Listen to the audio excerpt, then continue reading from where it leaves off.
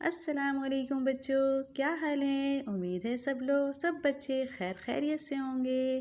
میں نے آپ لوگوں کے لیے کہانیوں کا ایک نیا چینل شروع کیا ہے جو صرف سننے کا ہے، لہٰذا غور سے سنیں۔ بچوں میں مقبول ہے، ممی کو بھی ہے پسند، ایتا باجی کی کہانی، ایتا باجی کی کہانی۔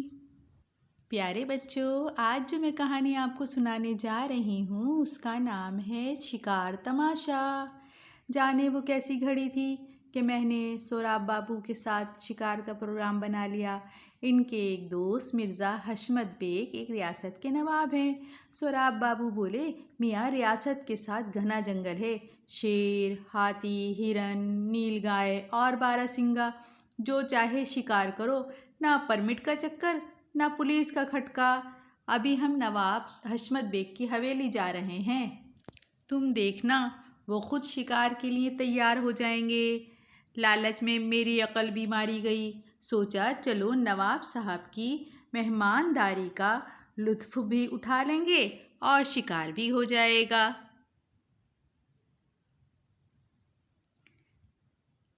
چھٹ پٹ تیاری کر لی، چادریں، بستر، ہتھیار سب سہراب بابو کی موٹر گاڑی میں ٹھونس دیا اور پھر گاڑی میں بیٹھ کر روانہ ہوئے۔ کہتے ہیں کہ چلتی کا نام گاڑی، مگر سہراب بابو کی گاڑی بھی انہی کی طرح تاریخی تھی، تاریخی نوادر میں سے ایک تھی۔ قدم قدم پر اڑیل ٹٹو کی طرح رک جاتی۔ سہراب بابو کبھی انجن کا ڈھکنا اٹھا کر پانی ڈالتے، کبھی مجھ سے کہتے نیچے اتر کر دھکا لگاؤ، یوں گاڑی چند کلومیٹر چل جاتی۔ خدا خدا کر کے یہ سفر ختم ہوا اور ہم نواب صاحب کی ریاست جا پہنچے۔ سہراب بابو نے گاڑی حویلی کے بڑے سے دروازے کے آگے جا روکی۔ ملازموں کے ایک ہجوم نے ہمارا استقبال کیا۔ وہ سب سہراب بابو کو جانتے تھے۔ ہماری خوب آؤ بھگت ہوئی۔ رات کو نواب صاحب سے بھی ملاقات ہوئی۔ خوب موٹے تازے لمبے قد کے نواب صاحب بڑی خوش دلی سے ملے۔ رات کے کھانے کے بعد گپ شپ بھی ہوئی۔ نواب صاحب کہنے لگے، سہراب بابو اپنے دوست سے کہیے ہمیں بھی شکار پر ساتھ لے چلیں۔ ضرور لے چلیں گے نواب صاحب، سہراب بابو فوراً بولے۔ لیکن ہمیں بندوق چلانی نہیں آتی، نواب صاحب نے کہا۔ آپ کو بندوق چلانی نہیں آتی؟ حیرت کے مارے میرے منہ سے نکل گیا۔ بھائی ہمارے بزرگ تو تیر و تلوار کے ماہر تھے، مگر ہمیں ان آتشی گولوں سے کبھی دلچسپی نہیں رہی۔ ہم تو کنکوا پتنگ اڑانے کا شوق ہے، بڑے بڑے پتنگ بازوں کے پیچ کاٹے ہیں ہم نے، نواب صاحب نے فخر سے بتایا۔ میں نے سہراب بابو کی طرف دیکھا، انہوں نے اشارہ کیا، بس سنتے جاؤ۔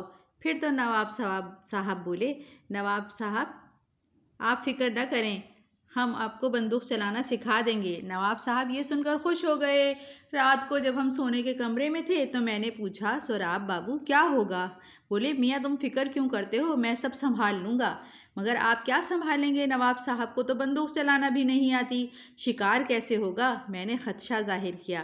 وہ بولے، میاں صبح تم نواب صاحب کا نشانہ بازی میں ذرا ہاتھ سیدھا کر دو، پھر دیکھتے جاؤ کیا ہوتا ہے۔ دوسرے دن سہراب بابو تو بہانہ کر کے کہیں غائب ہو گئے اور میں اکیلا پھنس گیا۔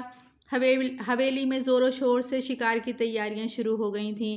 دوپہر تک نواب صاحب مجھ سے نشانہ لگانا سیکھتے رہے، مگر ان سے ایک بھی نشانہ ہدف پر نہ لگا۔ سپہر کے وقت سہراب بابو بھی آ پہنچے۔ ادھر سب تیاریاں مکمل ہو گئی تھیں۔ ہم بہت سارے ملازموں کی جھرمٹ میں جنگل کی طرف چل پڑے۔ جنگل کے کنارے پر سہراب بابو نے 2 درختوں پر مچانیں بندھوا دی۔ بھاری بھرکم نواب صاحب کو بڑی مشکل سے مچان پر پہنچایا گیا۔ میں ان کے ساتھ بیٹھ گیا، دوسری مچان پر سہراب بابو بیٹھ گئے۔ سب ملازم ادھر ادھر چھپ گئے۔ ہم شیر کا انتظار کرنے لگے۔ انتظار کرتے کرتے رات ہو گئی اور چاند نکل آیا۔ نواب صاحب بولے، بھائی شیر کب آئے گا؟ مگر میں حیران کہ شیر جنگل کے اس کنارے پر کیسے آئے گا۔ اتنے میں جھاڑیوں میں سرسراہٹ ہوئی اور پیلے رنگ کی کھال پر سیاہ دھاریوں والا شیر جھاڑیوں سے نکل کر سامنے آ گیا۔ سہراب بابو نے کہا، نواب صاحب گولی چلائیں۔ نواب صاحب نے بندوق سیدھی کی اور گولی چلا دی، مگر گولی شیر کو لگنے کی بجائے آسمان کی طرف نکل گئی۔ اور گولی چلائیں، سہراب بابو کی آواز آئی۔ नवाब साहब ने फिर गोली चलाई। इस दफा गोली हैरत अंगेज तौर पर शेर को जा लगी। सारा जंगल नारों से गूंज उठा, मगर मैं हैरान था कि पहली गोली चलने के बाद शेर भागा क्यों नहीं। नीचे उतरकर देखा, सचमुच शेर मरा पड़ा था। इस कामयाबी पर हवेली में खूब जश्न मनाया गया। दोस्त अहबाब की खूब दावतें हुईं। काफ़ी दिन बाद हमें वापस जाने की इजाज़त मिली। रास्ते में मैंने पूछा, सोहराब बाबू ये सब क्या ड्रामा था? हंसकर बोले, मैंने सारा मंसूबा रात ही को बना लिया था। करीबी शहर चिड़ियाघर का इंचार्ज मेरा दोस्त है। उससे एक भुसभरा शेर और एक बूढ़ा शेर सस्ते दामों खरीद लिए। नवाब साहब के सब मुलाजिम मेरे एतमाद वाले हैं। झाड़ियों के पीछे छुपे मुलाजमों ने भुस भरा शेर झाड़ियों से आगे सरकाया और खुद पीछे हट गए।